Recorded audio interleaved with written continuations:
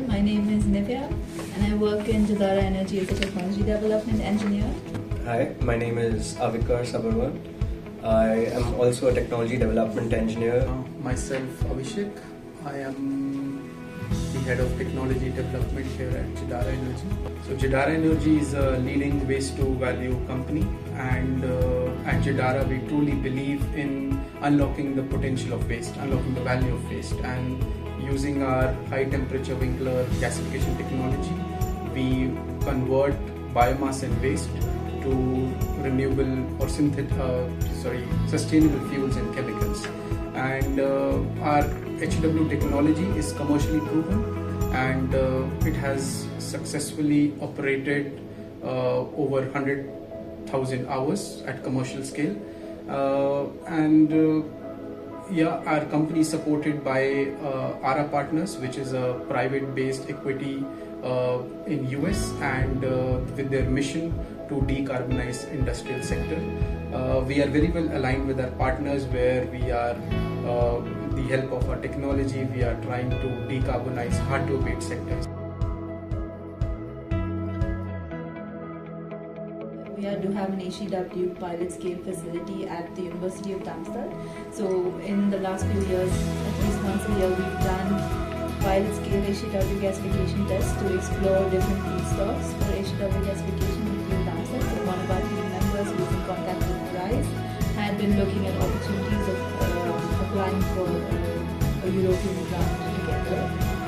And as GIDARA, we believe that gasification is an important technology for the hard-to-abate sectors. So using the HEW technology, which is mature and which is high-PRL, we thought would be very useful for the project, and it's benchmarked against the technologies in the development, which is the CO2. The team is working quite a lot with the Horizon project, which is bringing in a lot of value or learning for us, and our main activities are concentrated around HW gasification, where we are trying to commercialize this technology and bringing it onto a bigger scale. I think HW technology is pretty mature, which we have a very high TRL level, but that does not stop us from advancing the technology to next stage, right? So when we are working with students and universities, we try to develop next generation technologies, work on even improving the efficiencies, making the performance better. And specifically at TU Darmstadt, our technology, we work with a lot of versatile feedstocks. So extensive feedstock testing are required to ensure that the gasification at commercial scale works, perform up to its best potential, I would say. And collaboration with these universities are important to keep this momentum of research going.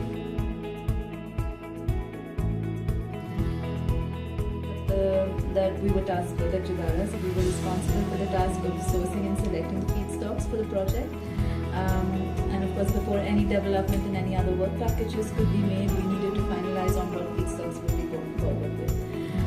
So as part of the scope of the project, we had already decided with the partners that we look at various categories of waste and biomass feedstocks. So starting September last year, we, along with Perpetual Next and our other partners in Work Package 2, looked at the available feedstocks in the market, what form they're available in, whether it's suitable to feed them into a reactor, and then did some intensive testing on them to finally select 5 or 6 feedstocks that we will be proceeding with for the small scale tests. I think so. If we look at the whole process, we look at it in 2 blocks. So we have the upstream block, which is you have the biogenic or non-biogenic waste feedstock or biomass feedstock that you put into the gasifier and it gets mixed. And then you have the downstream where you use the syngas to in the reactors that you and is working on to get for the upstream, so for the upstream process, so the gasification specifically for both HEW as well as chemical looping, there are certain criteria for the feedstock to be able to fit the process, both physical and chemical parameters. So we did have to do a bit of research, get what's available in the market. We have to contact different suppliers that are able to provide these feedstocks in the form that we wanted. So that took a bit of time and effort, but that was also what the project was.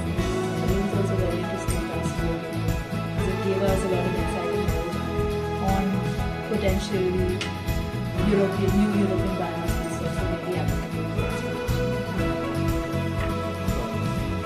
So for our commercial offerings, we use CO2 in a lot of areas in our gasification island in particular. So we use it also as a gasification agent in the gasifier itself, so we're able to recirculate some of it back. We also use it for pressurization in our solid handling units to be able to feed the feedstock into the reactor, and also for some other smaller requirements like instrument purges, etc. Yeah, I would say like HEW as a technology, it's a closed cycle, and where we, as Avikar mentioned, we will try to reuse the generated carbon. So there are no carbon emissions let out to the environment. That's our goal. And either they are used back into the process, or with the help of integration with carbon capture systems, we can utilize them for the purposes. I think for us it's also, just to add to that, an interesting aspect to see how it evolves in the project. So to see how the carbon dioxide in the synthesis gas can be utilized downstream in this new membrane synthesis technology that they're developing.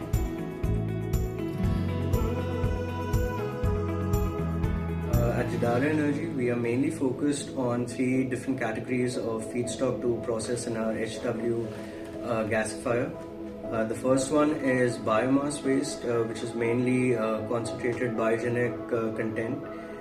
The second one is mixed waste, so it's a combination of biogenic waste and also municipal solid waste driven RDF, which is the non-recyclable fraction of the waste itself. And the third one is recycled carbon, which is derived from fossil-based sources, and the main example of it is mixed plastic waste or hard to recycle plastic waste. So here we have some examples of different waste that we are actually able to process in our HW gasifier. So we have some types of biogenic waste such as forestry residues. So this is very clean wood directly from forestry sources. We also have other types of wood from waste and construction demolition waste such as waste wood. We also have RDF, which is refuse derived fuel, which is the non-recyclable fraction of municipal solid waste. So that's this particular waste. And as part of the gasification process itself, we also have some byproducts, solid byproducts, apart from the main syngas product, which are dust and bottom product, which is mainly composed of fly ash and ash from the feedstock itself, which is removed from the bottom of the gasifier.